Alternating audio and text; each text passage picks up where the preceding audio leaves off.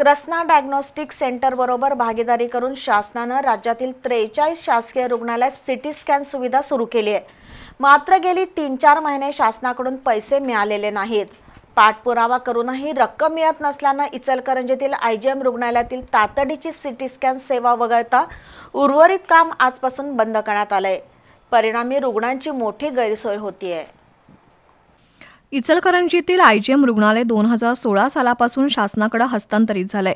अत्यावश्यक आणि अत्याधुनिक सेवा सुविधा मिळत असल्याने रुग्णांची संख्या दिवसेंदिवस वाढतीये।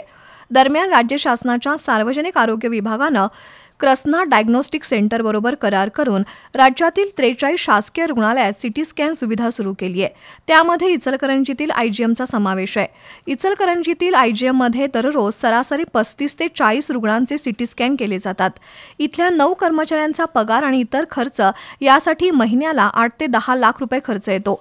मात्र शासनाकडून राज्यातील सर्व 43 ठिकाणी ही रक्कम गेल्या 3-4 महिन्यांपासून कृष्णा डायग्नोस्टिकला मिळाली नाही। त्यामुळे राज्यातील सर्वच केंद्रातील तातडीची सेवा वगळता उर्वरित कामकाज बंद ठेवण्यात आले।